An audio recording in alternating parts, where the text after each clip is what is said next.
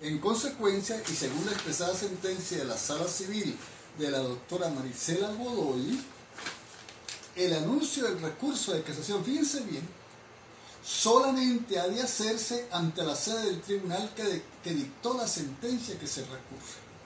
Esto, porque es solo ante el juez de la recurrida y no ante otro tribunal o ante un registrador notario de la circunscripción. Pura y simplemente porque sobre la base de la motivación que hace la sala, el anuncio del recurso de casación de manera extraordinaria a través de esa vía ha generado desconfianza e insatisfacción a la parte impugnante y porque limita irracionalmente el derecho de acceso a la justicia, concretado en la posibilidad de ejercer el medio extraordinario de casación como vía para la realización de la justicia. Esto es, en otras palabras, la sala está diciendo que da mayor certeza, mayor seguridad a las partes el ejercicio del recurso de casación ante el juez de la recurrida y, como lo dijimos hace algunos momentos, es decir, única y exclusivamente ante ese juez. Entonces, esa es la modificación que nos trae la jurisprudencia del artículo 314. Esto es, se mantienen los 10 días para el anuncio del recurso, contados a partir del vencimiento del lapso que le otorga el Código de Procedimiento Civil al juez superior para dictar su sentencia, si la dicta en ese lapso legalmente establecido. Ahora, si la dicta fuera del lapso, los 10 días comenzarán a computarse después que conste en actas la notificación de todas las partes. Ahora bien, las demás partes de la norma, en cuanto a el retardo del tribunal o la obstaculización del tribunal para el anuncio del recurso, al que se refiere la parte siguiente del artículo 314, permanecen intactas. Pero no se les olvide que según esta sentencia, no se les pase por alto, les vuelvo a rogar que se lean la parte subrayada de la sentencia, el recurso de casación tiene que proponerse es ante el juez de la recurrencia. 17 del Código de Procedimiento Civil. Aquí también, y por vía de esta misma sentencia, se realizan una serie de modificaciones. Recordarán que estábamos comentando que el juez tenía 10 días para, que la parte tenía 10 días para promover el recurso de casación, computados en la forma antes indicada. Dice el artículo 317 que admitido el recurso de casación o declarado con lugar el de hecho, comenzará a correr al día siguiente al vencimiento de los 10 días que se dan para efectuar el anuncio en el primer caso y del día siguiente a la declaratoria con lugar del recurso de hecho en el segundo caso, un lapso de 40 días más el término de distancia. La semana pasada, contestándole a una niña, habíamos referido que esos 40 días, a diferencia de los días, se computan por días continuos y a ese efecto les remitimos una sentencia. Es decir, la sentencia de la doctora Valentina Godoy de la Sala Civil, expediente 215-00826. Entonces tenemos que el formalizante tiene 40 días más el término de distancia para formalizar el recurso. Y fíjense ustedes, más el término de distancia que se da, por ejemplo, en el caso nuestro. Dentro de ese lapso de 40 días, el recurrente deberá consignar un escrito razonado, bien en el tribunal que admitió el recurso, si la consignación se efectúa antes del envío del expediente. Es decir, la norma permite que, por ejemplo, aquí en el estado Táchira, donde tenemos dificultades hoy por hoy para ir a Caracas, anunciemos en esos 10 días el recurso ante el tribunal de la recurrida y podamos consignar en ese tribunal el escrito de formalización siempre y cuando el expediente no haya sido remitido a la sala. si la consignación se efectúa antes del envío del expediente, o bien directamente en la Corte Suprema de Justicia o por orden de cualquier juez que lo autentique, que contenga en el mismo orden que se expresan los siguientes requisitos.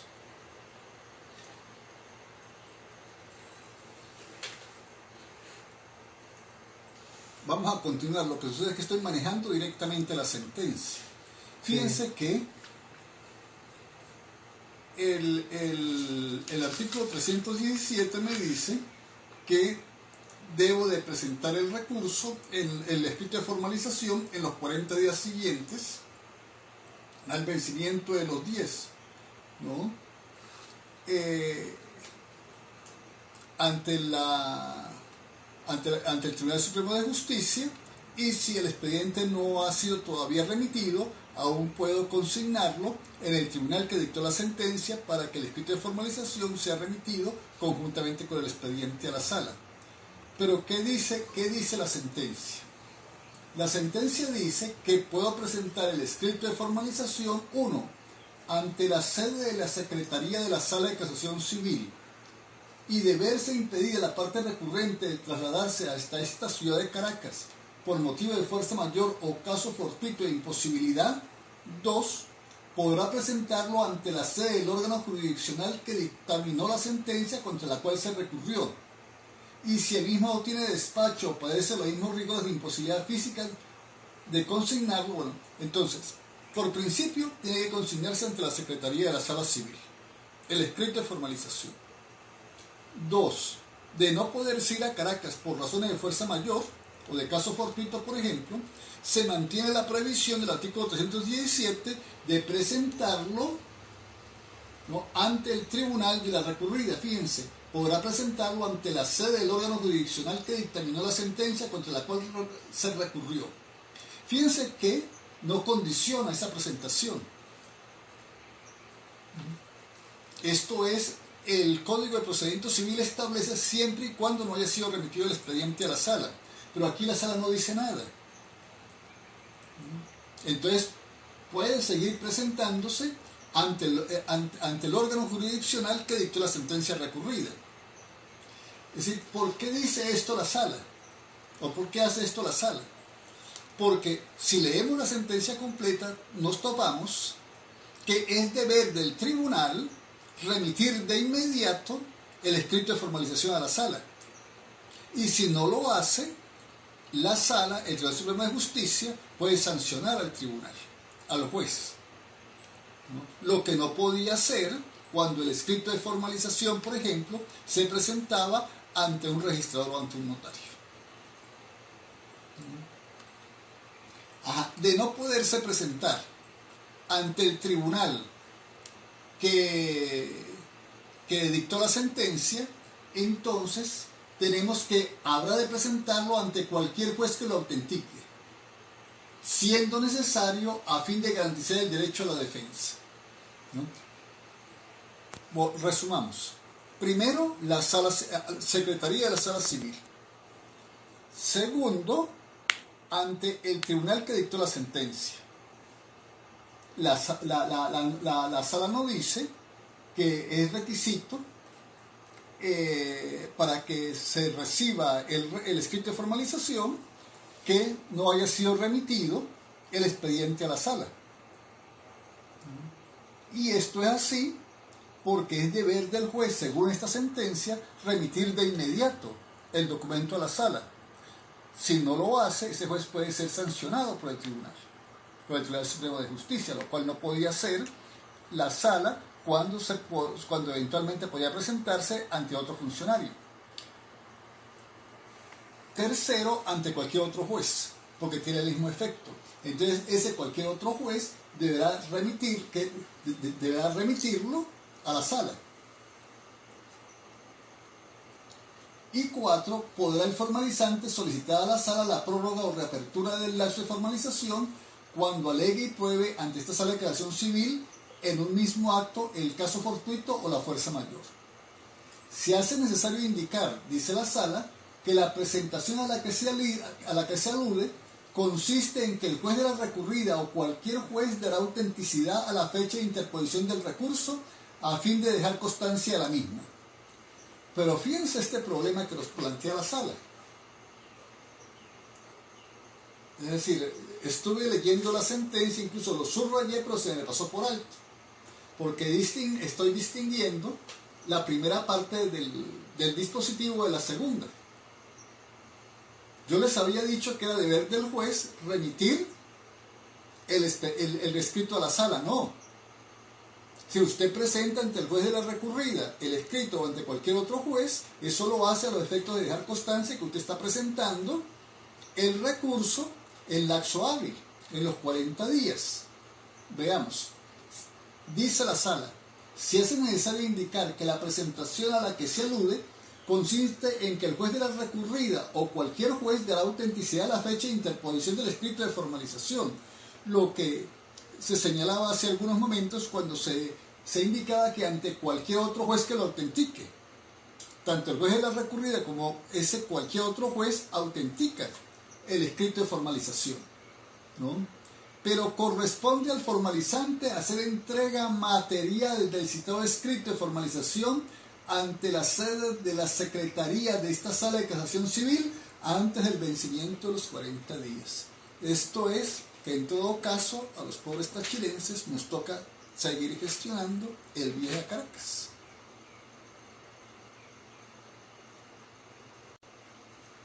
Es decir, que realmente digamos, ese es el cambio que le ha hecho la sentencia al artículo 317. No sé, realmente estos días presentamos un recurso de casación, lo consignamos en el Tribunal Superior, no se había ido al expediente y el escrito de formalización se fue conjuntamente con el expediente y ya la sentencia había sido dictada desde el año 2019. Como les digo, está la sentencia de la doctora Maricela Godoy de la Sala de Casación Civil, expediente 2019-190 del 13 de diciembre de 2019. En todo caso, sepan que esta es la forma de presentación del escrito, la forma material de presentación del escrito. O ante la Secretaría de la Sala directamente en Caracas. Pero si hay un problema material que nos impide viajar a Caracas, lo podemos presentar ante el juzgado de la recurrida o ante cualquier otro juez, pero solo a los efectos de que lo autentique. El órgano nos devolverá el escrito y nosotros tenemos que consignarlo en la Secretaría de la Sala antes de que venza el lapso de 40 días. Igualmente se establece, dice la sentencia, que una vez presentado el escrito de formalización para su autenticación por ante el juzgado contra cuya sentencia se recurre o ante cualquier otro juez que lo autentique, éste estará obligado a notificar por vía telefónica, correo electrónico o fax de manera inmediata a la Secretaría de esta Sala de Casación Civil dicho acto, aplicándose a la resolución 2018-5 del 26 de septiembre de 2018.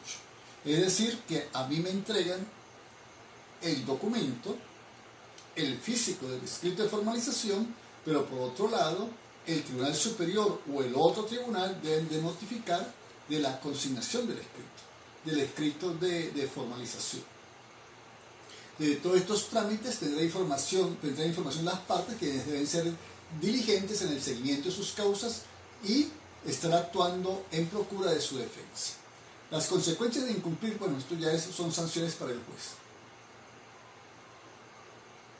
Lo anterior se exige a fin de dejar constancia de los lapsos que puedan cumplirse sin interrupción y la contraparte tenga conocimiento de que fue digamos, recurrida en casación la sentencia.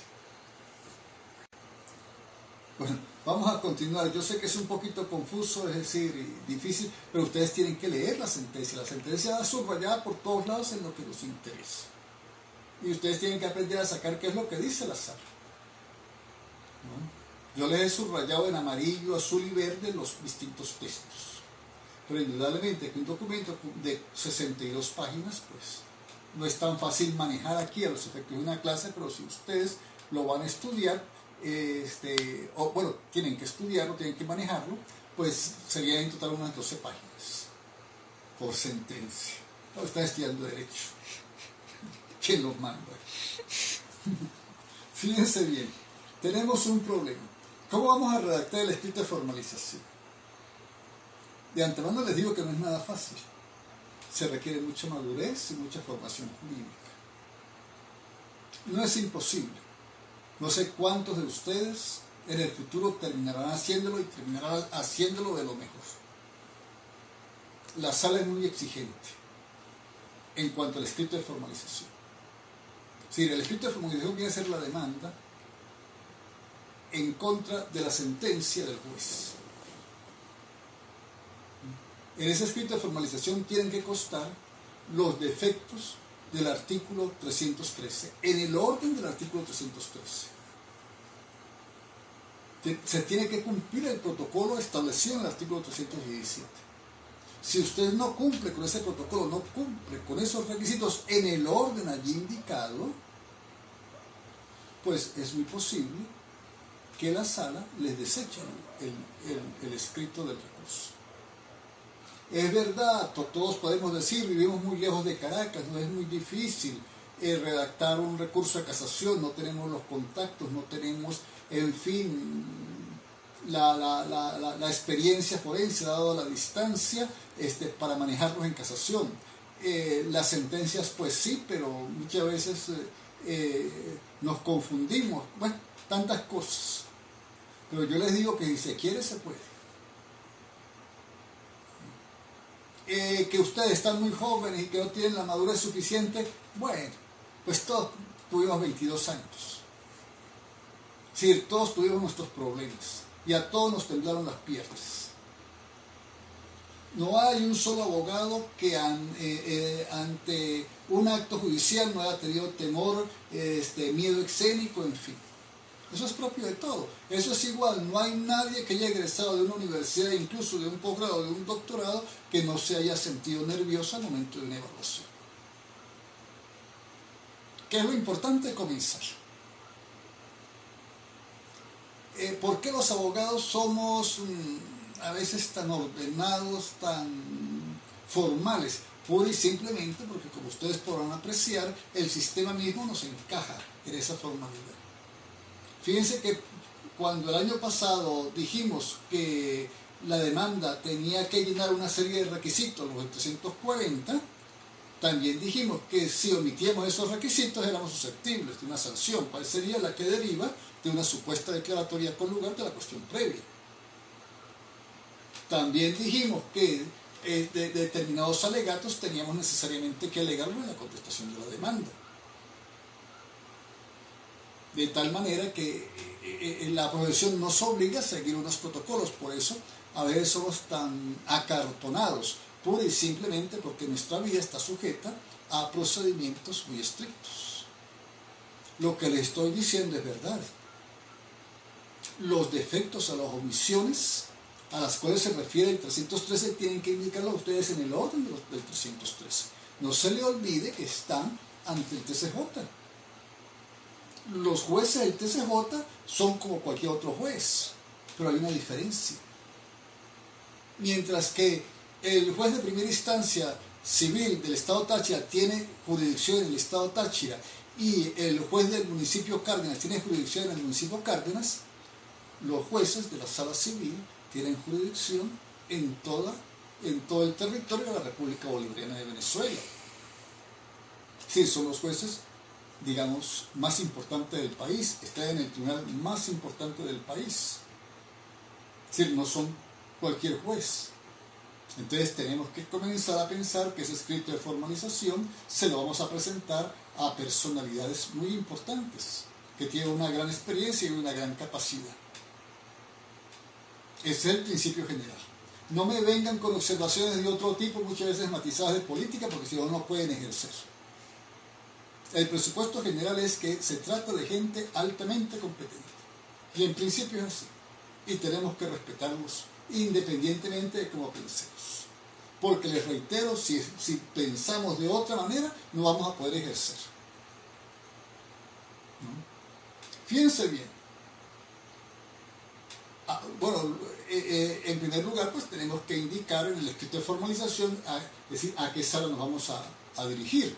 en este caso al presidente y demás miembros de la Sala de Casación Civil del Tribunal Supremo de Justicia, y a continuación nos vamos a identificar como en cualquier otra demanda, y vamos a identificarnos, es decir, como corresponde, tal cual como lo establece el numeral 1 del artículo 340 del Código de Procedimiento Civil. De seguidas tenemos que indicar o identificar la decisión o decisiones contra las cuales se recurre. Fíjense bien, de seguidas, no es que lo van a hacer al final. Ah, no, porque es lo mismo. No, señor. Tienen que mantener el orden. La norma dice que contenga en el mismo orden que se expresan los siguientes requisitos. La decisión o decisiones contra las cuales se recurre. ¿Sí? La sentencia dictada por el juzgado superior primero en lo civil, mercantil y tránsito y bancario del Estado Táchira, de la circunscripción judicial del Estado Táchira, de fecha tal, dictada en el expediente tal. Si ustedes tienen que identificar la sentencia. Eso es fundamental para que la sala sepa de antemano cuál es la sentencia respecto de la cual se van a hacer las denuncias del 313. No puede haber error. Sentencia definitiva dictada en el expediente tal, de fecha tal, por el juzgado tal. Si quiere, pongan las partes, porque todo ello contribuye a identificar la sentencia. Fíjense que la sala identifica en su portal web de esa manera las sentencias que emite, que publica. Pero ustedes me dirán, bueno, caramba, o decisiones contra las cuales se recurre, claro, porque están las interlocutorias que no tienen que hacer de inmediato. Siempre y cuando ustedes hayan agotado el recurso ordinario, es decir, el recurso de apelación. Porque no se les olvide, la casación conoce de la sentencia de los juzgados superiores, de los juzgados de última instancia, no de cualquier tribunal. En segundo lugar, usted tiene que denunciar los quebrantamientos u omisiones a que se refiere el ordinal 1 del artículo 313. Lo que les decía. Usted no puede entrar a redactar el recurso como usted quiera, en base a su libre albedrío, en base a su independencia y mejor criterio individual. Usted tiene que comenzar a redactar el recurso denunciando cuál de los supuestos del numeral 1 del 313 fue infraccionado por el juez, bien sea a lo largo del procedimiento o en la sentencia.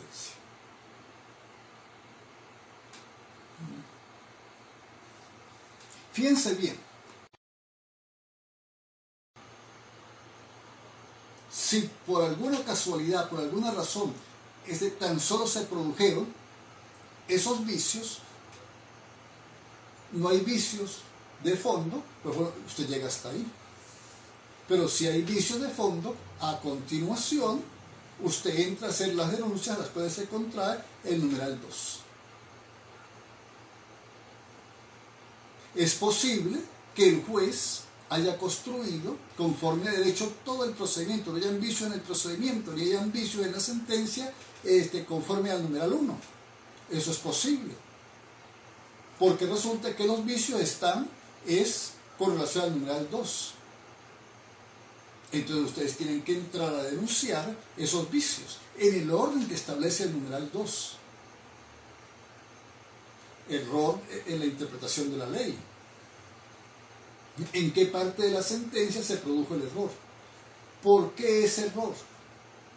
¿Cómo interpretó la sentencia la ley y cuál es la interpretación que la doctrina y que la jurisprudencia, es decir, la interpretación auténtica dada por la jurisprudencia de esa norma?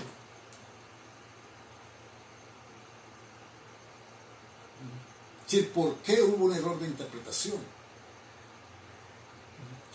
Es decir, ¿por qué el juez interpretó mal la ley? Porque es posible que no exista una interpretación auténtica. Pero ustedes tienen entonces que aclarar y que precisarle a la sala ¿En qué consiste el error de interpretación? ¿Por qué hubo ese error de interpretación y cuál debe ser la interpretación que corresponde? Desde ese punto de vista, pues nos compliquemos un poco la vida. En el otro caso, falsa aplicación de la ley. Fíjense, en este caso el juez aplica la norma que corresponde, pero erra en la interpretación. En el segundo caso hay falsa aplicación de la ley. El juez no erra en la interpretación de la norma, el juez aplica falsamente la norma. Al supuesto de hecho, el juez le aplica una norma que no corresponde. Lo mismo, es decir, tenemos que hacer lo mismo. El mismo procedimiento. ¿En qué parte se produjo el error? ¿Por qué se produjo el error? ¿Cómo se produjo el error? ¿Por qué esa norma no es aplicable al caso concreto? ¿Y cuál es la norma aplicable al caso concreto? Como les decía, eso requiere de cierta madurez, pero no se preocupen por eso. El tiempo llega. No, por ahora podemos contentarnos con que ustedes sepan que si vamos a formalizar un recurso, en primer lugar, pues vamos a identificar la sala, nos vamos a identificar la sentencia o las sentencias sujetas a ese recurso, según la forma que les comenté. En segundo lugar, vamos a hacer las denuncias de defecto de forma conforme al artículo 313.1. Es posible que no haya ese tipo de denuncias. Si las agotamos o si no las hay, pasamos entonces al artículo 313.2 en el mismo orden. Que se aplica una ley derogada. Bueno, ¿cuál es la ley derogada? ¿Cuál fue la norma de la ley derogada que se aplicó? ¿Y cuál es la ley que debe aplicarse? ¿Y qué norma de la ley vigente es la que debe aplicarse al caso concreto? He de señalar que en este caso del artículo 313, la infracción tiene que ser determinante en el dispositivo del fallo. Porque si no es determinante en el dispositivo del fallo, la sala no casa el fallo. Es decir, ¿qué es lo que interesa? Que ustedes tengan conciencia del orden. Es decir, en este momento yo no les puedo exigir a ustedes redacten un escrito de formalización, porque realmente pues todavía no. Pero si ustedes tienen que tener idea de los requisitos del escrito de formalización. Y bueno, pues tienen que animarse en un momento a formalizar un escrito. Fíjense ustedes que en materia de recursos administrativos, ¿no? En los tribunales superiores prácticamente se sigue este procedimiento. Entonces es una buena oportunidad para uno irse entrenando. Que comete errores, tiene defectos, en fin, bueno. Si ustedes se pueden ver, una gran cantidad de sentencias son casadas, ¿no? Otras son declaradas perimidas. No por eso vamos a dejar de ejercer, pues podemos cometer un error. Lo importante es que ustedes estén conscientes de que existe un procedimiento, incluso ese procedimiento de manera reiterada lo está precisando la sala en sus distintas sentencias. Bueno, vamos a dejarlo hasta ahí. Jóvenes, por favor disculpen, resulta que terminados los comentarios a la sentencia de la doctora Godoy, expediente 2019-190 del 13 de diciembre de 2019, debí de referirles la sentencia del 27 de agosto del 2020, expediente 254 de la misma Sala Civil, expediente 2018-254 del doctor Iván Darío Bastardo Flores. Resulta que esa sentencia expresamente atempera lo establecido en la sentencia de la doctora Godoy, en la que está contenida el expediente 2019-190.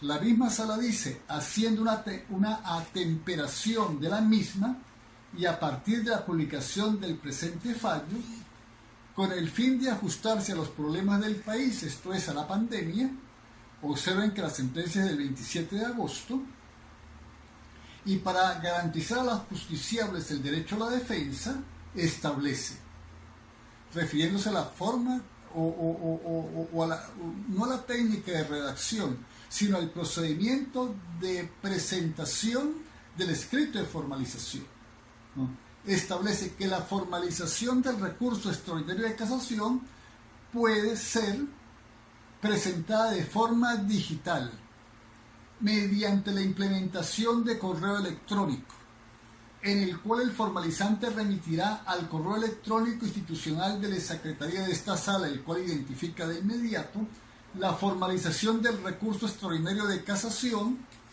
en formato PDF, con una diligencia anexa en el mismo formato, explicativa de la cualidad con que obra en el caso y sus pormenores, comprometiéndose a consignar el mismo escrito que envió a la sala por vía electrónica en formato PDF en forma original ante la Secretaría de esta sala en la primera oportunidad que pueda trasladarse a la sede del máximo tribunal del país.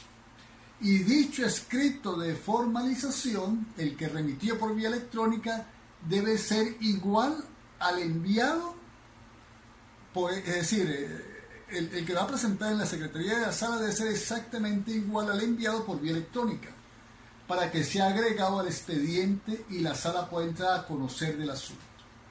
De igual forma, hecha la formalización electrónica, la Sala procederá a la notificación por medios electrónicos, telefónicos o digitales de la contraparte. Es decir, deberá de indicarse en ese escrito de formalización la dirección electrónica de la contraparte y el número de teléfono. Esa es la modificación que hace esta sentencia del 27 de agosto de 2020 de los términos de la sentencia que dictó la doctora Godoy el día 13 de diciembre de 2020, ¿no? Les reitero a los alumnos, realmente esto es un poco complejo porque es que estamos trabajando directamente con las sentencias, ¿no? Las sentencias se las estoy mandando, ya se las mandé. Por favor, lean los textos de las sentencias.